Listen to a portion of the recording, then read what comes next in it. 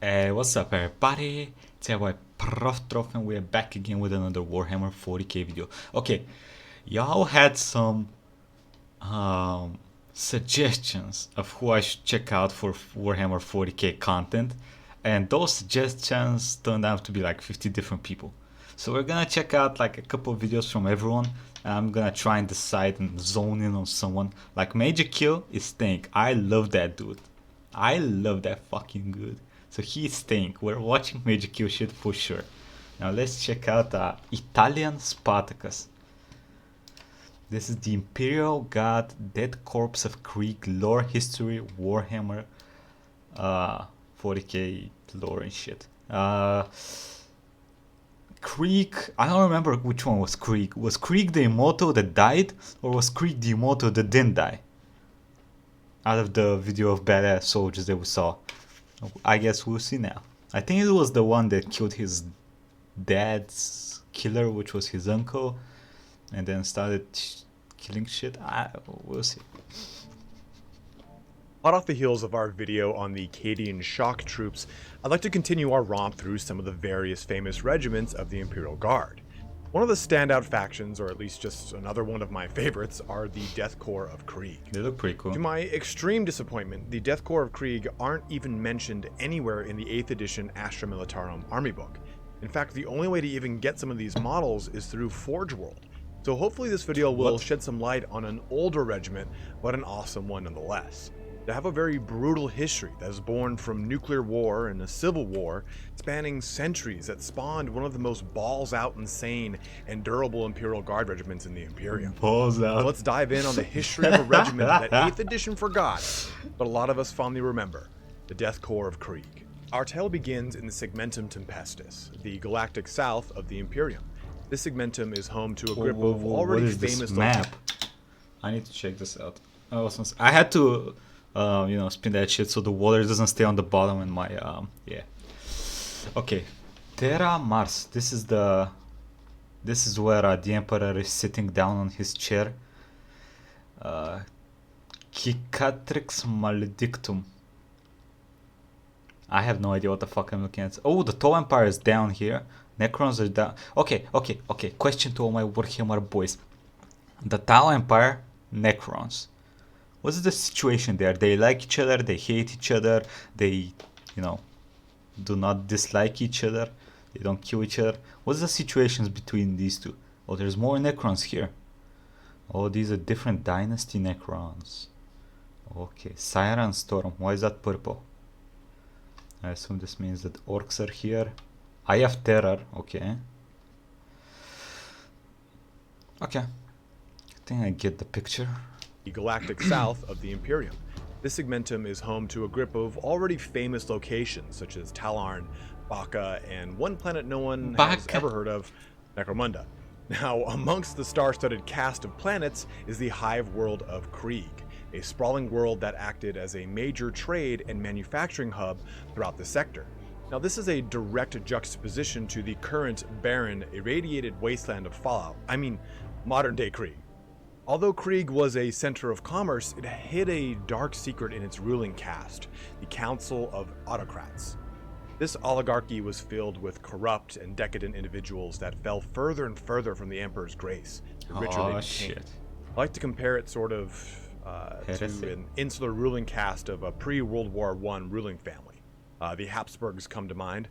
So imagine a corrupt ruling family, all with Habsburg jaws and harems throughout the finer parts of Krieg's hive cities. And as the autocrats grew in power, so did their paranoia, believing the administratum or departmentum unitorum would try to supplant their power or quote-unquote their homeworld. And this was a farce, as all worlds of the Imperium belonged to the Emperor by imperial decree. You can hint my sarcasm at that. But the results were a massive fortifications being erected through the hive cities and private armies that were supplied directly from the autocrats outside of the... Okay, buddy. Listen. How are you this stupid? Like, nothing you do is gonna save you from the Emperor, from the fucking Space Marines coming and shoving a fist up your ass, okay? I don't know what kind of fucking private armies you're gonna get, but that shit ain't gonna help. Unless you have a private army of Chaos Marines, maybe. Munitorum or Imperial tithes reach. What? But let me take a brief second to segue into what the Imperial tithe is, as it is important to the overall narrative of this regiment and a lot of the other regiments we're going to talk about. Okay. So the tithe, or as it's also known as Terra's Due or the Grand Harvest, is essentially the tax that every planet must pay back to the Adeptus Terra. This tithe ensures that the Imperium can continue to function across all the many sectors and segmentums of the galaxy. And it all really comes down to the type and the... Hey, my boy's got some awesome... he's got a double chin, look at this. I can almost cosplay him if I try really hard. Size of each world. So no tithe is ultimately the same. Krieg at the time probably had to provide some manufacturing elements and then soldiers per their tithe. Worlds like agri-worlds provide food and other agricultural goods, so on and so forth. What the hell is so your tithe is dictated by your world's type, but every world must also provide Imperial Guard regiments to fuel the Imperial war machine. These tithes are broken into 16 different grades, with 3 tiers existing in each grade. Exactis Extremis being the largest tithe grade, and Salutio Tertius being the lowest. Well, to be fair, Aptus Nun is the lowest, but that is 0 tithe as a result of an exterminatus. So, not much to give, but tears and dust, and at that point, we all know the Emperor has that in great supply. So, back on track here. With the autocrats looking to dodge tithes and ignore the demand of the Adeptus Terra as a whole, Krieg went to make some independent moves of its own. The High Autocrat and chairman of the Council of Autocrats, the guy who was essentially the planetary governor, declared Krieg's independence from the Imperium, as well as issuing martial law across the entire planet. Going a step further... What do you guys think? Do you think this guy's big-ass nose can stop the Emperor's psychic powers? Let me know down in the comments. And denouncing the Emperor directly or entirely. And this caused an immediate rift and fracturing of the people. A full half committed to the heretical, rebellious ways of the autocrats, and the other committed to the Emperor. And a civil war broke out, resulting in the autocrats' private armies sweeping through any loyalist elements, with the exception of Hive Ferograd, the last remaining loyalist faction on the planet under Colonel Yurtin. Okay. This picture, is this Krieg, or is this the poison dude's Primarch's planet that we saw yesterday? Because I think they used the same picture there, right? Where there's like the higher you go, there's like more poison in the air, so you cannot access that area unless you're an emperor and shit. And who would go on to lead the resistance against the rebellion. And no, he wasn't a Jedi. At the onset of the Civil War, Yurtin issued a military coup, removing the autocrats of Hive Ferograd and creating a beacon for all those still loyal to the Imperium and the Emperor. Nice. The problem was that the majority of the planet had already been taken over by the rebels. Cut off from the rest of the Imperium, Ferograd was besieged. Requesting aid from the Segmentum Command, Yurtin was told that no aid would be coming in the near future and that his orders were to resist and punish the heretics, no matter the cost. And this is a very atypical Imperial answer, especially as it concerns any other hive world in a non-strategic location. You have to understand, the Imperium is massive, and planets fall to a planetary governor's corruption almost daily. The typical response is to leave the planet be until the lack of resources weaken the planet, that an Imperial fleet can be mustered when it's most convenient. It seems the overall tactic is to handle a multitude of planets at once versus jumping on each sedition as it happens. Unless, of course, the ruinous powers are involved. Then the Adeptus Hereticus is up that planet's ass with a flamethrower and the good word of the Emperor. Colonel Yurtin saw the odds were stacked against him, so he went for a trump card. Utilizing his connections with the Adeptus Mechanicus, Yurtin accessed an ancient and deadly weapon hidden deep within Hive Ferograd. Biding his time and taking the proper precautions, He nuked shit. Ancient weapon of nuking shit. Waited to unleash his trump card on Krieg. On the day of the Feast of the Emperor's Ascension, Colonel Yurtin bombed the entirety of Hive World Krieg with atomic ballistic missiles, which, in all honesty, doesn't really seem very ancient. But Most of the rebellious hubs were covered in nuclear hellfire as the planet was blanketed with radiation, resulting in a nuclear winter as the sun was blocked out from the massive fallout eating the planet's surface. This act went on to be known as the Purging, and while drastic, the Loyalists had been prepared, creating a vast network of bunkers and subterranean systems underneath the planet. The rebels, on the other hand, died in the billions to the atomic blasts that Hey, they're heretics, who cares? The Civil War continued for many years, and the Administratum had now looked on the world as a lost cause. All means of infrastructure had been completely annihilated, while the crust was entirely irradiated, marking the planet as a man-made death world. The generations of loyalists and rebels fought on throughout the radiation-soaked wasteland. Trenches, razor wire, artillery craters, and fortifications dotted the hellscape of the planet. Generations lived and died under these conditions. For years upon years, the two factions fought one another, sometimes in deadly stalemates, other times losing or gaining ground. A tradition of death in the Emperor's name was born into the Loyalists of Krieg, knowing the harshest of conditions imaginable and fighting solely to return the planet to the Emperor's light. For 5... Yo, this guy's sad really quickly. I was expecting more like, hey, you have a family of cunts that want to rebel against the Emperor. Emperor sent some, OP motherfucker.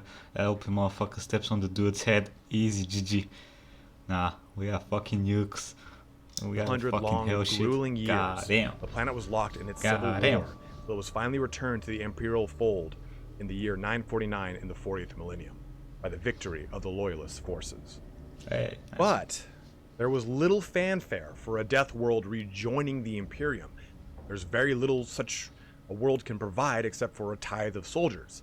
The Departamento Munitorum demanded just that, realizing that the planet was in arrears, much like a late fee at Blockbuster.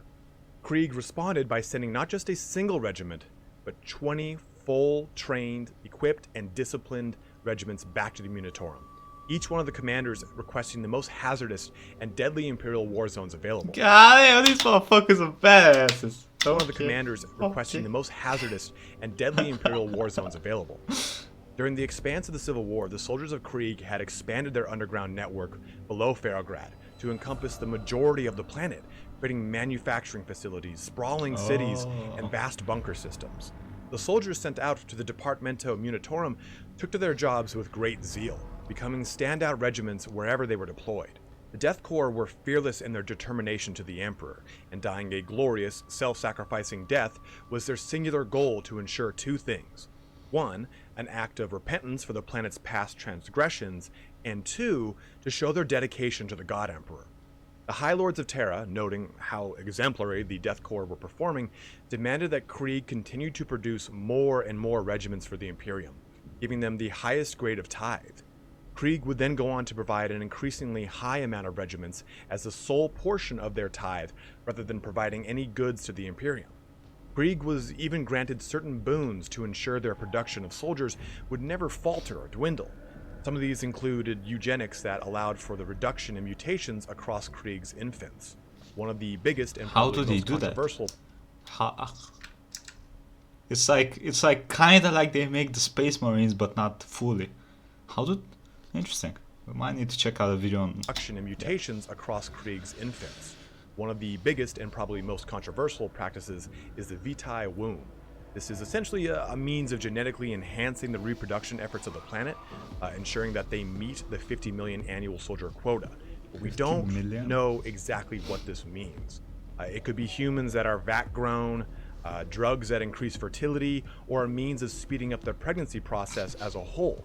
But the result is as desired, and Krieg continues to meet their quota year after year.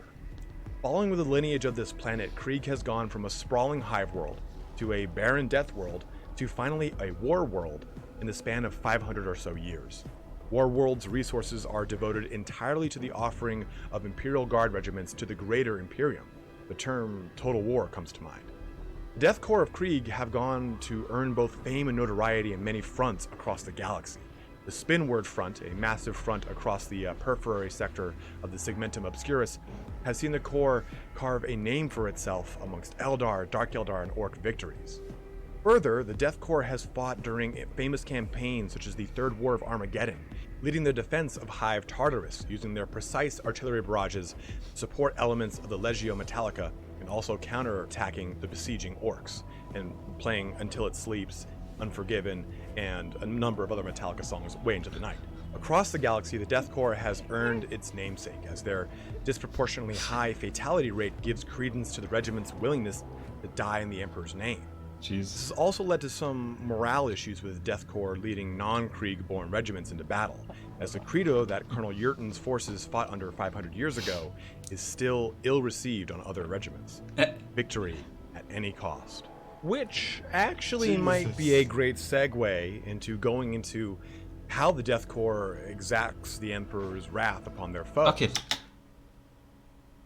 That Korps of Krieg. Didn't these guys have like one of the special dudes in the video that we checked out about 10 badass soldiers and shit in Warhammer 40k? I'm pretty sure they had a dude that was like really insanely, cool from Krieg.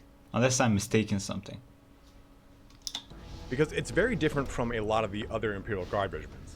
I mean, it's not the guerrilla They warfare, look awesome. say the Catachan, but rather the Death Korps excel in both siege and trench warfare. Especially trench warfare, that's a little bit of a unique one. Fighting a 5-century-long civil war, it'll do that to you. Their siege regiments work under a constant hail of heavy weapons fire support, and trench systems to push the enemy further back, precise artillery barrages acting as a moving shield for the Death Korps. Underneath this excellence is a very evident and overt zeal for the Emperor. The Death Korps will follow orders to the letter, and they have only ever fallen back once in their entire Imperial record. And Why? even then, it was during the Siege of Vrox, where the Purge, which is a unit of chaos, used some of the worst chemical weapons to date. And even further, they only fell back like one trench line. So to say that the Death Korps are steadfast is an understatement. Even their pilots are completely insane. They will fly into suicidal missions, bombing and establishing air superiority until their munitions are depleted or their crafts are damaged beyond repair, which they will then kamikaze into the enemy's defenses to help clear the way for more attacks. They even employ horsemen, known in previous editions as Rough Riders, although the corps are named Death Riders, because why would they... Yo, the horse has a gas mask. not have a disgustingly awesome name like that. The overall battle doctrine for the Death Korps relies on overwhelming force applied continuously. Basically, these suicidal badasses work under the auspice that as long as their desire to fight and die for the Emperor outweighs the enemy's willingness to die, the battle is already won and it's just a matter of time. Which is clearly a brazen, gigantic testicle way to approach any conflict. But recruitment into this cult of kick-ass is by no means an easy ordeal. Just like the shock troops of Cadia, the Death Korps trains all of its citizens to become guardsmen. Oh, I might be mistaking Krieg with Cadia. Right? I might be mistaking those two. As early as possible. I'd argue, though, that the Cadians are probably a bit more forgiving with their training regimens. The Death Korps are taught to obey orders no matter the cost, to be forthright in the face of fear, and to undergo some of the harshest conditions imaginable for any guardsman. With a planet pockmarked with all the hallmarks of a nuclear war, Krieg acts as an amazing training ground, with cadets doing forced marches through the irradiated wastelands, building new trench systems, clearing old minefields, and having mock battles with other regiments of cadets. For as many men as Krieg produces for the unit... I bet their mock battles use actual guns with actual ammunition, where people actually die. Torum, they lose just as many, if not more, during the rigorous training that all corpsmen must undergo. The unforgiving planet and training process weeding out the weak so that only the strong and devout may remain. Even before being promoted to a line soldier from cadet, each member of the Death Korps is granted the panoply of their regiment. And it's easy to make the mistake between the Steel Legion and the Death Korps of Krieg at first glance. They both have breathers and large coats.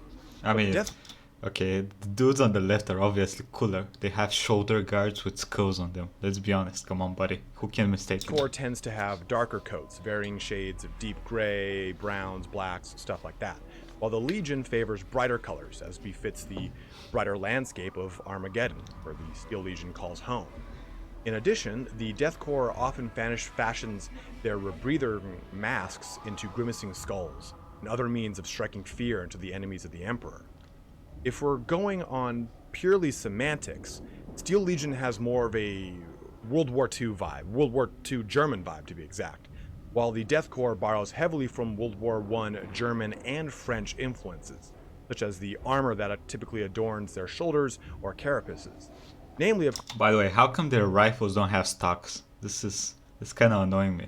Like that seems very very not good. Word didn't come into my brain. Like, just get stuck, of course, brother. the Death Korps, Just get stuck. I think it's called Stahlhelm style of World War I helmet Stahlhelm. versus the Steel Legion World War II style of German helmet. And I might be off in the naming mechanic of that helmet style, so feel free to correct me in the comments below. But this all leads to an extremely uniform regiment, no pun intended.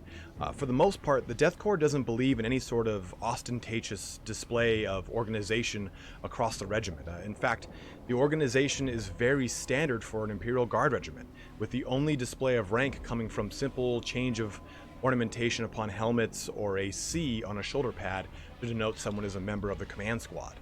Medals, regal aquilas, or any kind of display of merit is pretty much just seen as superfluous. Everyone fights in the front, from the command elements to the base line infantry. There is no real kind of rear echelon for the Death Korps. And as such, there are very little actual distinct characteristics of the regiment that break from the standard organization, like I was saying.